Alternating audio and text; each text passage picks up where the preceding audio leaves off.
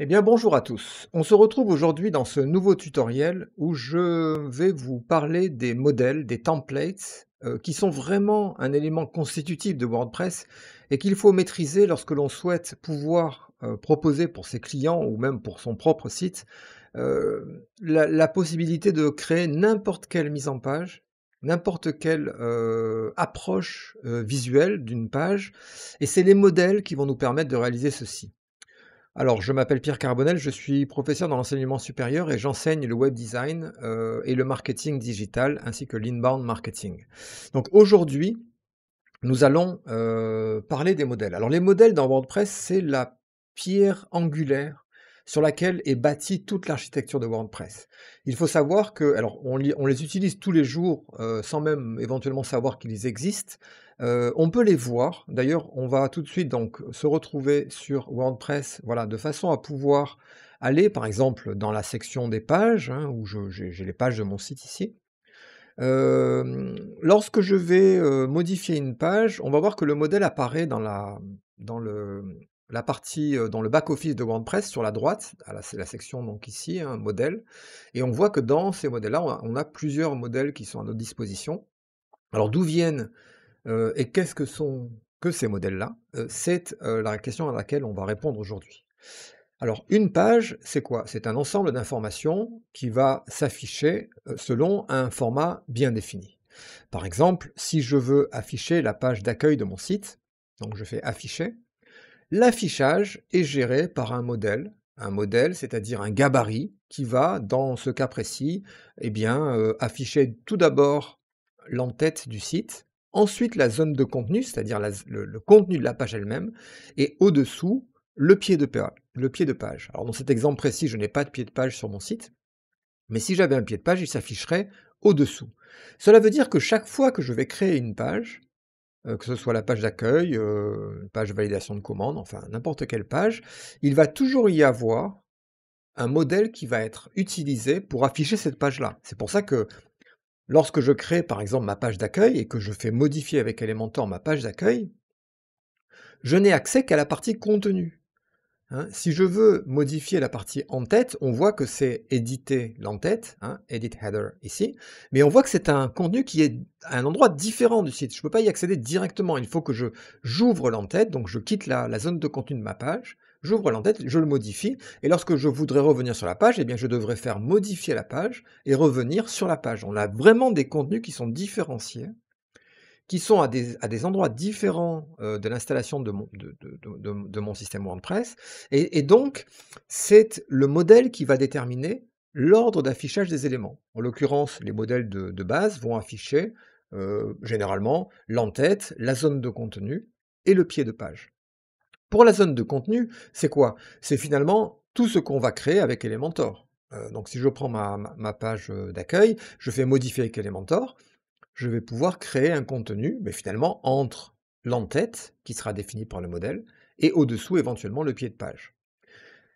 Je peux aller, alors dans un premier temps, et on va voir, on montera progressivement dans la complexité, on va voir que les modèles sont aussi utilisés pour pouvoir gérer l'affichage de la page elle-même. Alors nous pouvons créer un modèle de page, c'est-à-dire nous pouvons créer un modèle qui non pas va s'associer à l'intégralité du site et proposer par exemple l'affichage de l'entête, de la zone de contenu et du pied de page, mais dans la page elle-même, on va pouvoir aussi créer un modèle qui va dire voilà, moi je veux la zone de contenu par exemple sur la gauche et je veux réserver une colonne fixe sur la droite qu'on retrouvera sur toutes mes pages où il y aura des informations à l'intérieur. Si je veux réaliser ceci, eh bien ça va passer par un modèle. Donc on va retourner sur le back-office et je vais vous montrer maintenant comment fonctionne, comment créer un modèle et comment l'appliquer à une page. Ça va être notre première étape, la création d'un modèle appliqué à une page. Donc je vais accéder au modèle d'Elementor Pro dans la section modèle ici, et là je vais avoir donc, alors les modèles enregistrés c'est différent, c'est des contenus qu'on va enregistrer, qu'on pourra partager entre différents sites, voilà, qu'on pourra réutiliser. Donc ça, c'est autre chose. Nous, on va accéder au modèle par Theme Builder, par le constructeur de thème. Donc dans le constructeur de thème, on va retrouver dedans tous les modèles, à savoir des modèles d'entête, par exemple, hein, header, des modèles de footer. Donc ça, on verra par la suite qu'on peut créer un footer par ce biais-là. Et on a single. Alors single, c'est l'affichage d'un contenu, par exemple l'affichage d'une page. Single post, c'est l'affichage d'un article. Donc dans notre cas précis, si je veux être à même de pouvoir créer un modèle pour ma page, je vais créer un modèle single, c'est-à-dire alors c'est la contraction de single page, il y a juste marqué single. Donc je vais ajouter un nouveau modèle. Donc je vais sélectionner, très important évidemment, quel type de modèle je veux créer, car c'est grâce à ça que le modèle va venir s'insérer dans la hiérarchie des modèles de WordPress. Donc je vais créer un single page, ici, et je vais appeler mon modèle, alors je vais rester simple, un modèle page unique. Voilà. Et je fais créer un modèle. À partir de là, Elementor va se charger en mémoire. Alors avec déjà, je peux accéder à des modèles déjà tout faits qui proviennent d'Elementor Pro, mais nous on va fermer cette fenêtre-là. Et là, je me retrouve dans la zone de contenu. Donc attention, alors il faut bien comprendre ça, hein, comme c'est un modèle de page, je ne gère pas l'entête est au-dessus, hein, moi je vais travailler entre l'entête et le footer, et je vais créer un modèle à quoi vont éventuellement ressembler toutes les pages de mon site, puisqu'un modèle peut ça, on va pouvoir l'associer à une seule page ou alors à toutes les pages de son site, ou à certaines pages, via les conditions d'affichage, hein, les conditions d'affichage qu'on retrouvera en bas ici, en anglais Display Conditions, et donc c'est excessivement puissant. Alors on va prendre un exemple tout simple, je vais créer un modèle de page pour mon site avec deux colonnes, donc je vais simplement mettre dans la colonne, alors je vais passer en pleine largeur pour avoir plus de place, voilà. Je vais mettre un ratio différent, par exemple 20% pour ma colonne de droite, ici, 20%, et 80%, bon forcément pour ma colonne de gauche, hein, voilà. Dans la colonne de droite, je voudrais avoir un contenu fixe sur toutes les pages de mon site, qui sera par exemple, on va mettre un titre, donc je vais marquer, alors c'est à matière d'exemple, hein, bienvenue, voilà, je vais centrer ce titre-là, bienvenue. Ensuite, au-dessous, je vais mettre par exemple une image. Là, je vais mettre WordPress Sandbox. Là, je vais mettre un petit peu de marge en EM à gauche et à droite pour un petit peu réduire. Là. Et ensuite, au-dessous, on va mettre du faux texte pour illustrer. On pourrait mettre un contenu, hein, peu importe. Donc là, je vais copier mon lorem ipsum que je vais dupliquer et que je vais justifier. Voilà, donc là j'ai une colonne à gauche, et je vais mettre une séparation pour qu'on voit un petit peu, alors on va mettre un fond peut-être à ma colonne qui va être un arrière-plan d'un gris très clair, hein, comme ceci par exemple. Voilà. Alors on voit que dans le mode d'affichage, le fond ne s'étale pas sur les marges. Alors si vous avez ce problème-là, c'est relativement simple. Au lieu de mettre des marges 2 EM à droite et 2 EM à gauche, on va mettre des marges internes à la colonne. En marge interne, 2 EM à droite et 2 EM à gauche. Voilà, et à ce moment-là, on voit qu'en marge interne, le fond reste bien sur l'intégralité de la colonne, puisque voilà, c'est le type d'affichage qu'on pourrait changer par des CSS, mais voilà, on va rester comme ceci. Et je vais mettre une bordure, donc dans style bordure, à gauche, hein, une bordure continue, de 2 pixels à gauche, voilà. Couleur, on va mettre un gris un peu plus foncé.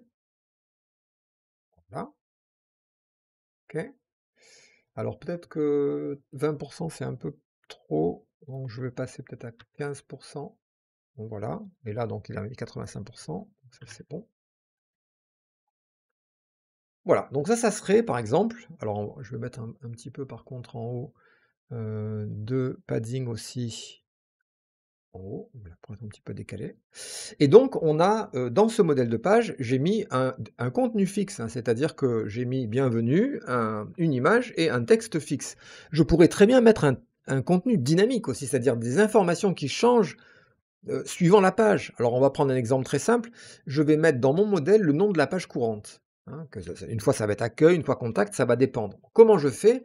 Eh bien je vais dans les widgets, et on voit que la première section des widgets qui sont à ma disposition, c'est les widgets dynamiques, c'est-à-dire le titre de l'article ou de la page, l'extrait de l'article, le post content, ça on va y revenir parce que c'est très important, l'image à la une, Sauf que pour les pages, généralement, on met pas l'image à la une, donc là, bon, on va pas la récupérer. Une table des contenus qui récupérerait l'ensemble des titres H1 ou H2 des différents contenus. La boîte de l'auteur, les commentaires, navigation, voilà. Toutes ces informations-là sont dynamiques et vont changer suivant la page. Donc moi, je vais prendre simplement post title, hein, que je vais mettre au-dessous de bienvenue, et qui, en l'occurrence, pour l'instant, va marquer modèle de page unique, puisque c'est le nom de mon modèle. Donc là, pour prévisualiser ça, il ne faut pas que je prenne en compte ce titre-là. Je vais simplement venir changer le style, voilà, de typo. On va le mettre un peu plus petit. Voilà, je vais le centrer aussi. Et donc ça va être le nom de la page en cours. D'accord? Donc on voit qu'on a un contenu dynamique dans le titre. Qu'est-ce qui me manque? Parce que si j'enregistre maintenant, je crée un modèle, mais la seule chose, c'est que j'ai pas, il me manque quelque chose qui est essentiel, ça ne marchera pas sinon, c'est, le contenu de la page elle-même. Par exemple, sur la page d'accueil, le contenu de la page d'accueil. Sur la page contact, le contenu de la page contact, c'est-à-dire le formulaire, et cetera. Tout ça, c'est finalement tout ce que je vais créer avec Elementor lorsque je vais aller, modifier, travailler sur ma page. Ce contenu-là s'appelle le post content, c'est-à-dire c'est le contenu de la page et c'est complètement dynamique puisque ça va être suivant les cas, la page d'accueil, la page contact, et cetera. Donc si je glisse le post content dans ma zone de gauche, hein, j'ai réservé une colonne pour ça. Voilà, donc là, il me met le contenu de la page en cours, qui est le modèle, donc il me reprend le modèle, mais c'est pas grave, on va laisser comme ça. Je vais simplement, là, avoir finalement le contenu de ma page dans la colonne de gauche, et dans la colonne de droite, des éléments statiques et dynamiques.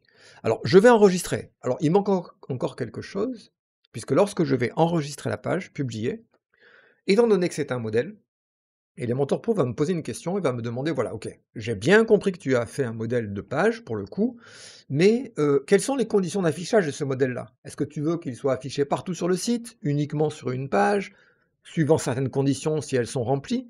Donc c'est ces conditions d'affichage qui vont nous permettre d'associer ce modèle avec une ou plusieurs pages. Donc je vais rajouter une condition. Alors la condition par défaut, c'est le modèle sera appliqué pour toutes les pages. All singular, c'est toutes les pages. Mais je pourrais, si je voulais, ne l'appliquer que pour la page d'accueil, par exemple. Ou alors que pour une page qui serait, par exemple, la page contact. Je tape les premières lettres de la page. Bon, là, j'ai pas de page contact, j'ai politique en matière de remboursement et de retour. Si je fais ça, j'associe ce modèle uniquement à cette page-là. Donc ça, il faut bien comprendre que ces conditions peuvent être assez complexes. On peut inclure des pages, en exclure d'autres, et donc avoir des règles d'affichage qui soient très, très intéressantes. Donc moi, je vais simplement rajouter une condition. Non, moi, je veux que ce modèle-là soit utilisé sur toutes mes pages. Donc je fais All Singular, et je sauvegarde.